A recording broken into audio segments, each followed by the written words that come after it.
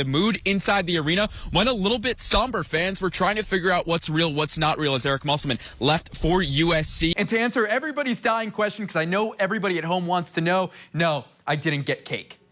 But enough about me anyway. Welcome into your Big 12 Nation Report. I'm Evan Kamikow. Game 1 against Texas A&M did not go as planned for Arkansas, but the Hogs had plenty of chances in that one. It's a sad day in the world of sports journalism, as many of the staff of the longtime sports publication Sports Illustrated have been let go. What was once the gold standard of sports journalism is now no more after almost 70 years. But what does this mean in the wide receiver room specifically? Arkansas's got a lot of veterans in Armstrong and Satania and Isaac Tesla who are coming back, but they need those speedy guys in the slot who can burn the defense. This game, like you said, it's historic. It has historic meaning.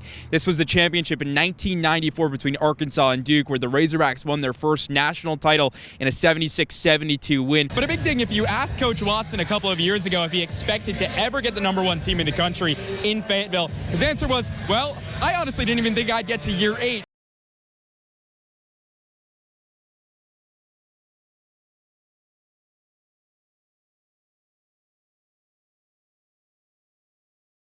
It's been the greatest gift and opportunity that any of us can ask for, I think. The University of Alabama football team has 18 national championships. But what if I told you there was another program on campus that has more? Enter the Alabama Adaptive Athletics program with a total of 21 trophies, including 2 in 2023 from wheelchair basketball. I found out about wheelchair basketball during my rehab process. So I was involved in an automobile accident in 2011 at the age of 9. And my brother and I were involved in the same accident, both sustained spinal cord injuries, which is crazy. And during our rehab process, we learned about wheelchair basketball, and it kind of, we just never looked back. Wheelchair basketball, however, has a few alterations to the game most people are accustomed to.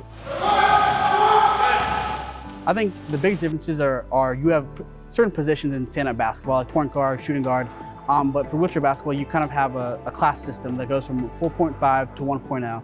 So 1.0s are going to be your most kind of disabled people, to your 4.5s are going to be your most able-bodied people. The program was started in 2003 with women's basketball and has since expanded to men's basketball and tennis. The first of its kind Strand Harden Arena was opened in 2018, which is the largest arena in the world dedicated to adaptive athletes. The state of Alabama is forward-thinking, and the University of Alabama is real forward-thinking. You know, we're not what we're portrayed as to most folks. So I'm really proud of the university and very thankful for the opportunities they've given me and all these young men and young women that partake in this. Alabama sort of sets a standard for the way people view adapted athletics. So we're not even doing this for us necessarily, but this is for wheelchair basketball teams and any adapted program across the country. The men's team consists of players from different corners of the U.S. and around the world. I think people come from different backgrounds, whether it's from across the country or across the world even. I think bringing those people and just knowing they come from a different background doesn't mean our love for the game changes. We all love the game that we play, and we want to play it at a high level, obviously, because that's why we're here. It's just an amazing culture and amazing feeling to have everybody come together for the sport that we all love. The Crimson Tide are setting the standard for today and the next generation of adaptive athletes.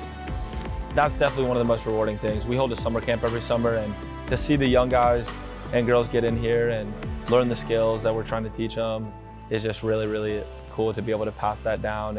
And also I think it's a big deal for them because they may be coping with whatever they're going through in their daily lives, and we can kind of understand that because we've all been there before. For me, my group of young men, I hope to give them the ability to go out and make little waves in the world, and then we get enough little waves and all of a sudden we've got a tsunami coming on. So I'm hoping that we give them enough to do what they need to do to be positive role models and members of society.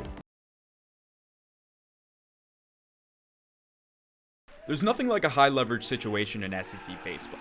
The bright lights, the screaming fans, it's a lot for any player, let alone a kid from Aptos, California. But Dave Van Horn knew early on that freshman Gabe Gackle was built for these moments. Count, the pitch, swing and a miss, and we go to 10th.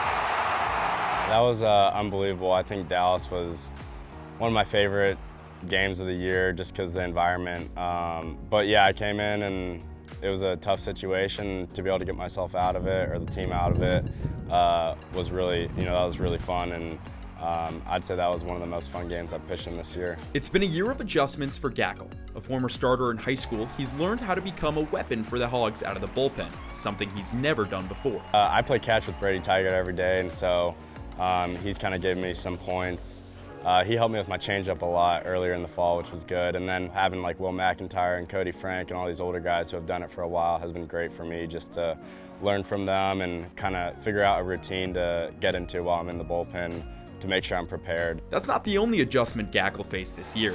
The Ozarks are a far cry from the beaches of Northern California. Luckily, he has a former club ball teammate and freshman Hog catcher Ryder Helfrich here with him, and his parents, Kelly and Pete. He's got 3 years of this opportunity to be able to go out and watch him, and if he's done with baseball at the end of 3 years, we'll never have this chance again. And if everything goes well and he gets to continue to play after college, we still probably wouldn't really have the opportunity to, have him in one spot where we could just sit down and watch him. So this just worked out really well. It was a little scary for me because he's my youngest of 4 and the first kid that went far away from home. So my heart was pounding. I didn't like it, but it's lovely now. I wouldn't change it for anything. It's nice to have familiar faces in the stands, cheering him on like they have his whole life. I mean, he's really good at doing whatever's needed. I get more narrow-minded about stuff, and I'm like, you know what, he's been a starter, this is totally new, how's he going to adapt? And I mean, he's just resilient from that perspective, when he's asked to do something.